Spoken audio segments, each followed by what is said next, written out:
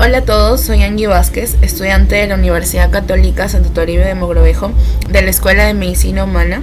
Pertenezco a SOCIN USAT y como parte del proyecto de videos educativos de CPA, el día de hoy les voy a hablar sobre las infecciones del tracto urinario. Estos son los puntos que vamos a tratar el día de hoy durante la exposición. Para empezar, comenzaremos con la definición de lo que son las ITU.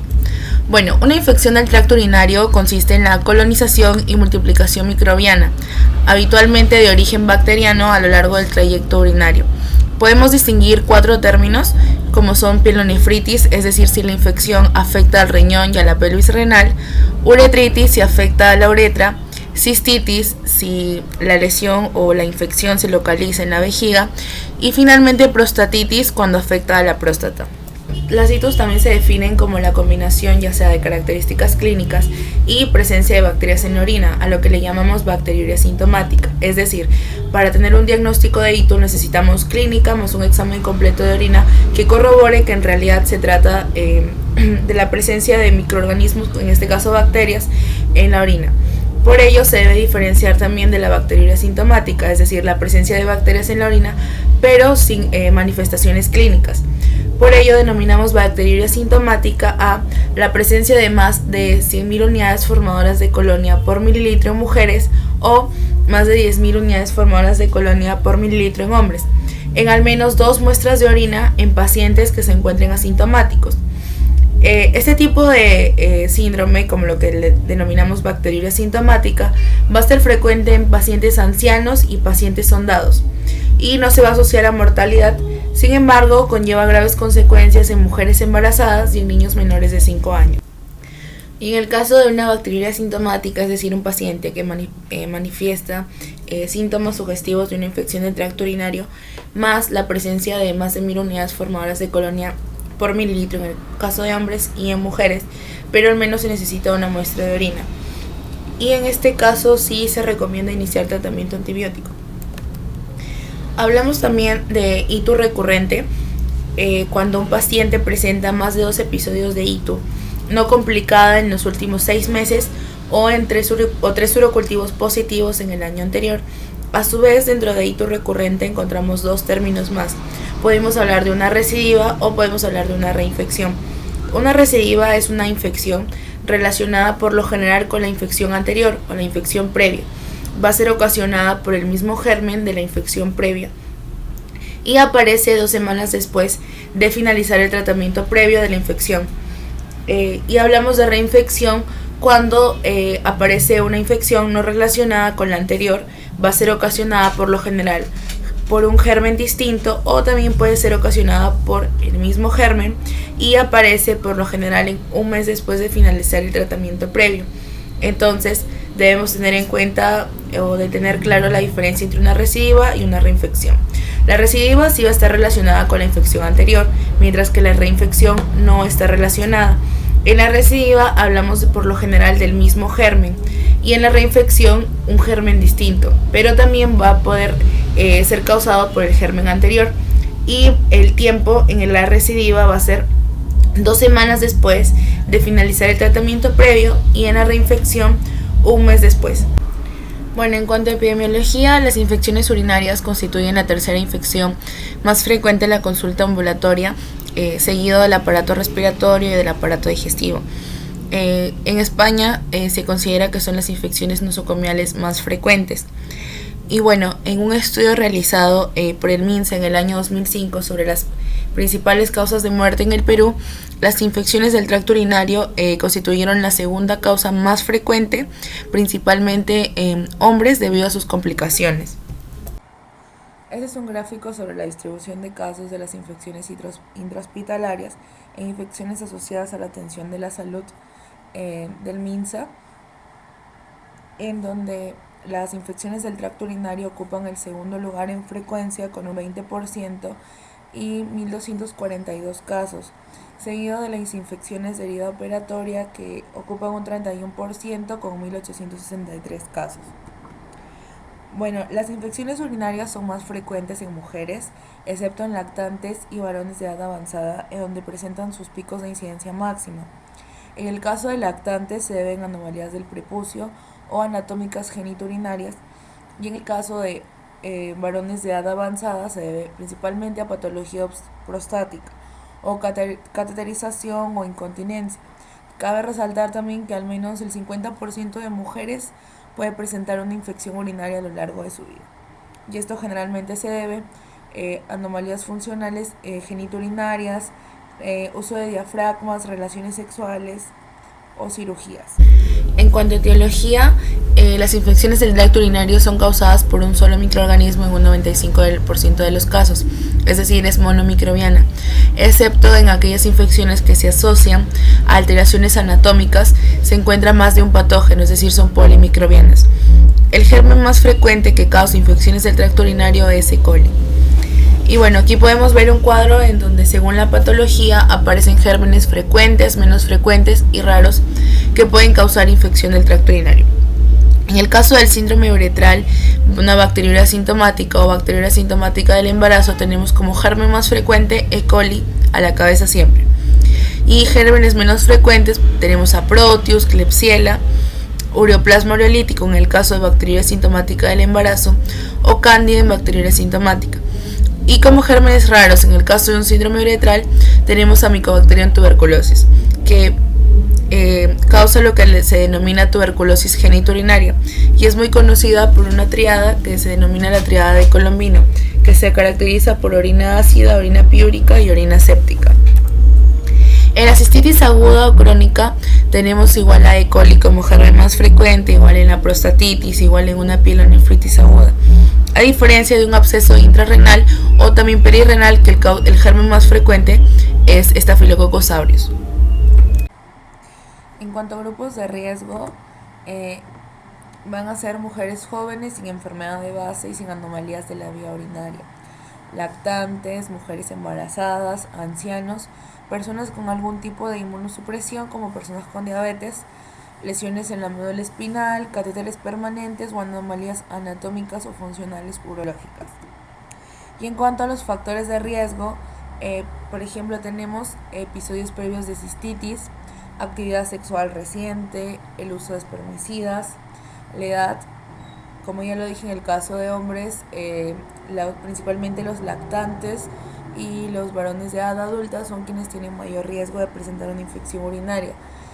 También se encuentran los cistoceles, incontinencia urinaria, cirugía urológica o genital previa, diabetes mellitus, orina residual, vejiga neurogénica y antecedentes de haber tenido una ictus reciente. Y en hombres se adiciona como factores de riesgo patología prostática, sexo anal insertivo, falta de circuncisión y litiasis renal. En cuanto a la fisiopatología, en la vía de entrada, existen 3 vías de entrada: la vía ascendente, la vía hematógena y en algunos casos se considera la vía linfática. En la mayor parte de las infecciones urinarias, las bacterias establecen la infección al ascender de la uretra a la vejiga, por lo tanto, la vía de entrada ascendente es la vía principal de infección y la más frecuente. Y en este caso, las mujeres, al tener la uretra más corta, tienen con mayor frecuencia infecciones urinarias y el germen más frecuente es E. coli. En el caso de la vía hematógena, es la que origina menos del 2% de las infecciones urinarias.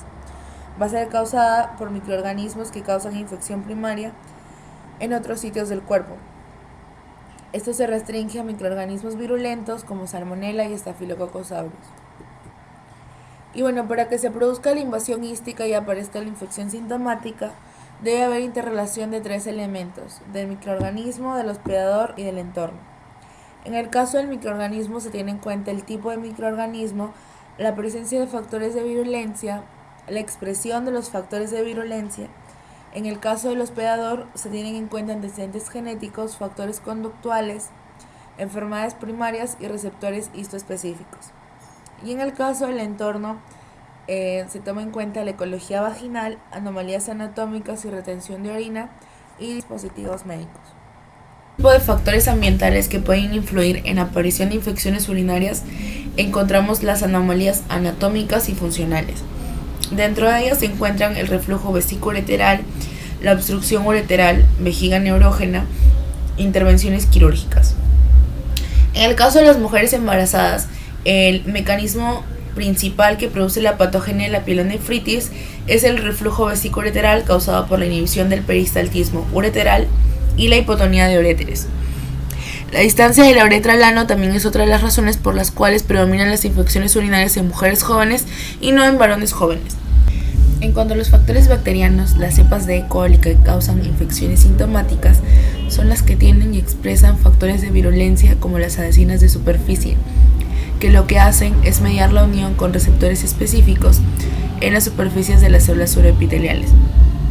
Como vemos en la imagen, vemos cómo las fimbrias de E. coli tratan de adherirse a las células del tracto urinario. Bueno, hablamos de dos tipos de adhesinas, como son las fimbrias tipo P y las fimbrias tipo 1. Las fimbrias P son estructuras proteicas que interactúan con un receptor específico sobre las células epiteliales. Se denominan así por su capacidad para unirse al antígeno P del grupo sanguíneo, y este tipo de fimbrias van a ser importantes en la patogenia de la pielonefritis. En cuanto a las fibras tipo 1, son aquellas que intervienen de manera decisiva para iniciar la infección vesical por E. coli, es decir, capaces de producir una cistitis. Median la unión a las uroplaquinas, es decir, a las proteínas de las células epiteliales superficiales del urotelio. Y lo que hacen es producir una serie de señales que finalmente terminan en apoptosis y exfoliación de las células mencionadas, es decir, de las células del urotelio. En cuanto a factores del huésped, tenemos factores protectores y factores que predisponen. Dentro de los factores protectores están el flujo urinario, para poder eliminar los microorganismos y no causen una infección urinaria. Y dentro de la orina tenemos las características, como por ejemplo son la osmolaridad, la concentración de urea, la proteína de Tan-Horsfall y el pH. Y dentro de los factores que predisponen existe cierta predisposición genética, y esto se encuentra básicamente en las células epiteliales del urotelio para adherirse con mayor facilidad, o para que las moléculas de adhesión de los microorganismos puedan adherirse a ellas con mayor facilidad.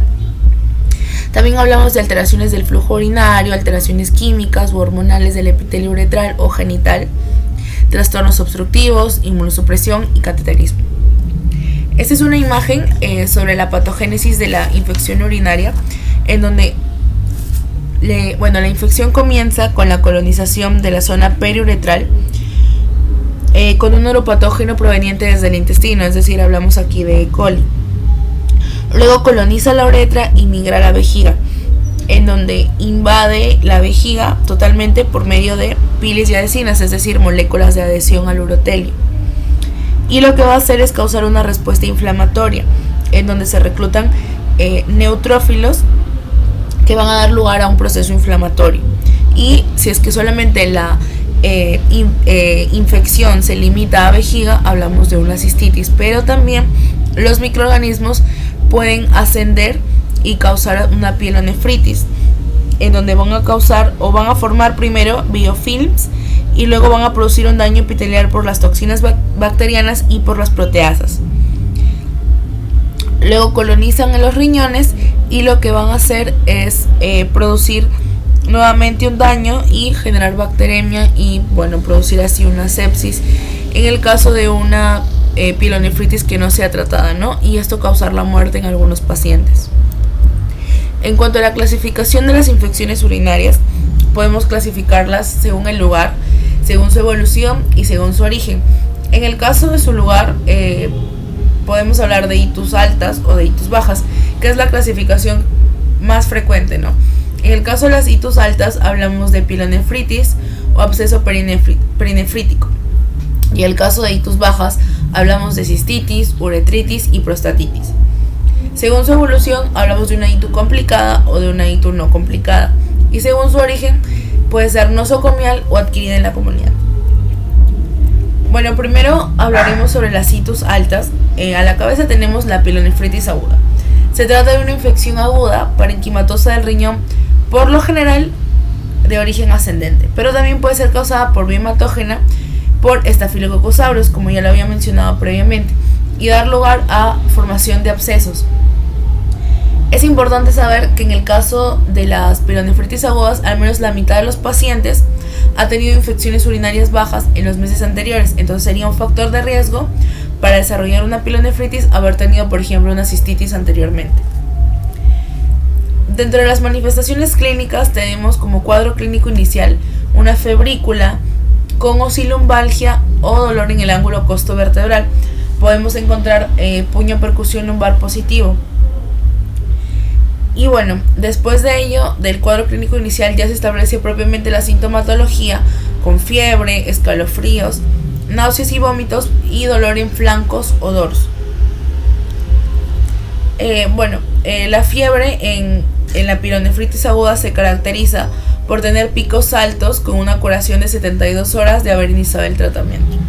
Y en el caso de hallazgos clínicos laboratoriales, vamos a encontrar leucocitosis y desviación a la izquierda, y piuria, que a veces se acompaña de cilindros leucocitarios. Es importante recordar que cuando en el sedimento urinario aparezca cilindros leucocitarios, casi siempre hablamos de una pielonefritis aguda. Claro, siempre que sea compatible con las manifestaciones clínicas. También puede aparecer hematuria en algunos casos, y es importante que ante una pielonefritis aguda se debe realizar siempre un urocultivo y un hemocultivo para buscar cuál es el microorganismo causante del cuadro clínico. Entre las complicaciones tenemos dentro de ellas la nefritis intersticial bacteriana aguda, necrosis papilar, la formación de abscesos, y el germen más frecuente es Staphylococcus aureus, infecciones metastásicas, que son raras, y finalmente sepsis, que se acompaña de shock y falla multiorgánico, y finalmente el paciente puede morir si no es tratado a tiempo. Luego también hablamos de pielonefritis enfisematosa. Este tipo de pielonefritis es muy infrecuente y se asocia siempre a la aparición en pacientes diabéticos. Lo que se va a encontrar aquí son áreas de necrosis y gas en el parénquima renal, como lo podemos ver en la tomografía, en donde la flecha señala un riñón derecho aumentado de tamaño, presencia de gas y destrucción también del parénquima renal. Y recordar siempre que la causa más frecuente o el germen más frecuente es E. coli. En el caso de pielonefritis crónica, son causadas por una mala evolución de hitos complicadas que van a causar daño renal cicatricial.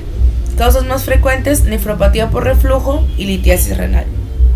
Y las manifestaciones clínicas incluyen un proceso infeccioso crónico que puede ser silente e incluso presentar esos pacientes sintomatología de una enfermedad renal crónica, como poliuria, pérdida de sodio, hiponatremia e hipertensión arterial.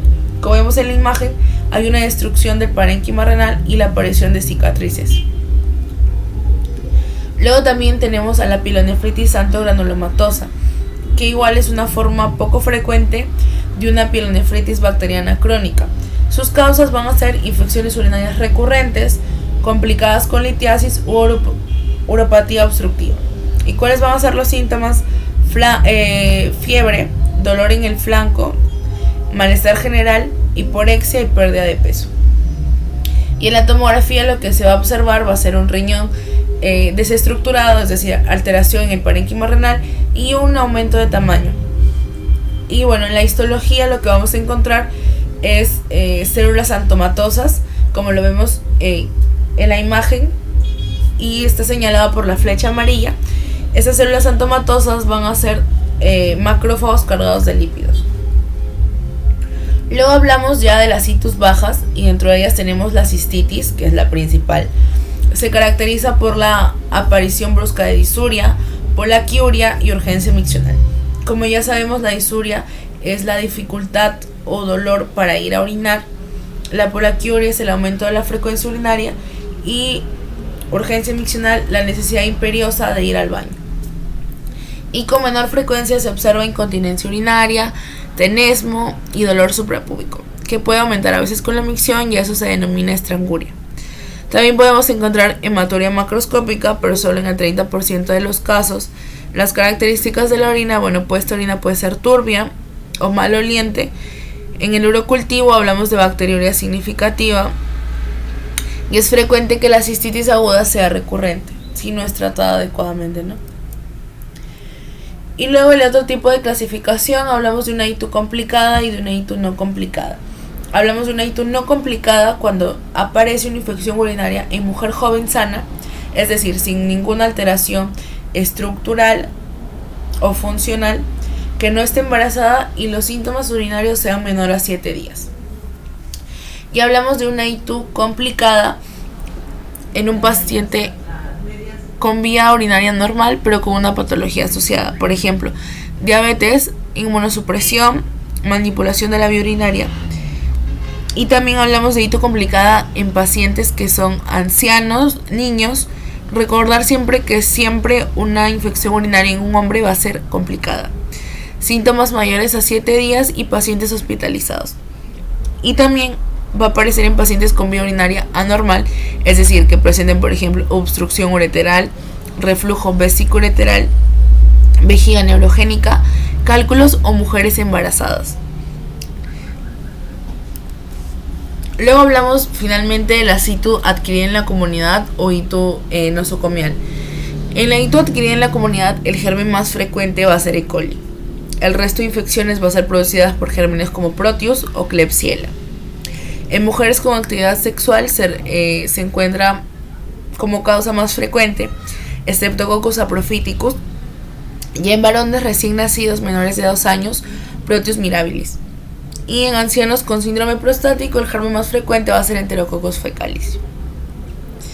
Y bueno, ITU nosocomial, igualmente el germen más frecuente va a ser E. coli en el 50% de los casos, pero los otros gérmenes más frecuentes están Enterobacter, Citrobacter, Pseudomonas aeruginosa, que es uno de los gérmenes con mayor resistencia o gérmenes aislados con más frecuencia dentro de las infecciones urinarias. Luego se encuentra Serratia, Providencia, Morganella y gérmenes gram positivos como Enterococo, Streptococo o Staphylococcus epidermidis. En el caso que las infecciones urinarias se encuentren o se aíslen microorganismos como Staphylococcus aureus y Salmonella, se debe pensar siempre que se trata de una bacteriemia. Y en pacientes sondados también pueden aparecer infecciones urinarias causadas por Staphylococcus o Corynebacterium urealyticum. Y en el embarazo el germen más frecuente es Gardnerella vaginalis. En cuanto al diagnóstico de las infecciones del tracto urinario, el diagnóstico inicial se basa principalmente en la sintomatología clínica y en los datos aportados por la exploración física del paciente. Luego se añaden los datos procedentes del examen de orina. Es decir, necesitamos una clínica, la anamnesis, la exploración física y además el examen completo de orina. Dentro de ello encontramos métodos bioquímicos como el uso de tira reactiva, también el seguimiento urinario y el urocultivo, que se considera el gold estándar para el diagnóstico de infecciones urinarias. Otros exámenes adicionales están el hemograma y pruebas de bioquímica sanguínea, pruebas de imagen y en el caso de sospechar de una infección urinaria causada por diseminación hematógena, también se recomendaría realizar un hemocultivo. En cuanto a la tira reactiva, nos vamos a fijar principalmente en nitritos y esterasa leucocitaria. Los nitritos básicamente para detectar la presencia de bacterias que reducen nitratos a nitritos, como es el caso de E. coli. Esta prueba tiene alta sensibilidad, mayor al 90%, pero baja especificidad. Y también en el caso de que la infección sea causada por microorganismos que no producen la enzima nitrato reductasa, obviamente la tira reactiva correspondiente, la zona correspondiente a los nitritos no se va a colorear, proporcionando así falsos negativos. Y la flora saprofítica contaminante también puede positivar la prueba, dando como resultado falsos positivos. En cuanto a la esterasa leucocitaria, en este caso sirve para detectar leucocituria con alta sensibilidad y especificidad. En el seguimiento urinario, es la primera prueba ante una sospecha de ITU para detectar la presencia de bacterias y leucocitos en la orina. La leucocituria se va a definir como la presencia de mayor a 5 leucocitos por campo a 40x en orina centrifugada o mayor de 20 leucocitos por campo en orina sin centrifugar. La presencia de bacteriuria en orina sin centrifugar recogida en condiciones de esterilidad tiene alta sensibilidad y especificidad para el diagnóstico de ITU. Es importante resaltar que los falsos negativos se deben en inicio previo al tratamiento antibiótico, orinas poco concentradas o muy alcalinas o infección en su fase inicial. En el seguimiento urinario también se pueden visualizar lo que son cilindros leucocitarios, que básicamente nos va a orientar a que se trata de una pilonefritis. se recurre a una tinción Gram ante un enfermo con hito nosocomial y sepsis para establecer si estamos ante un germen Gram positivo, pensando en un enterococo Gram negativo.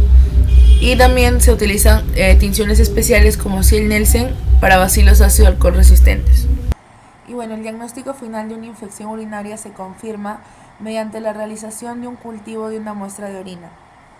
Además de ello, el cultivo nos va a permitir el estudio de la sensibilidad de los gérmenes frente a antibióticos mediante la técnica del antibiograma, lo cual nos permite confirmar la antibioterapia empírica instaurada, optimizarla o sustituirla por la más adecuada. Para la realización de un urocultivo, la muestra de elección es el chorro medio de la primera orina de la mañana o aquella que haya permanecido en la vejiga al menos 4 horas. Y se aconseja la práctica de urocultivo en varones, en una infección nosocomial, en una infección complicada y en las recidivas. Sin embargo, también está indicada para el despistaje de infecciones urinarias en el primer trimestre de embarazo y previo a la cirugía urológica. Y en el caso de que se encuentren los resultados la presencia de dos gérmenes, suele deberse a contaminación, aunque puede aparecer en sujetos sondados y en pacientes con vejiga neurógena o con fístulas vaginales o intestinales. Y bueno, para finalizar hablaremos sobre un artículo científico que básicamente es un ensayo clínico realizado sobre el tratamiento de infecciones urinarias causadas por beta-lactamasas de espectro extendido, y básicamente evalúa cuál es la eficacia terapéutica de piperacilina, tazobactam, cefepime y ertapenem en este tipo de infecciones.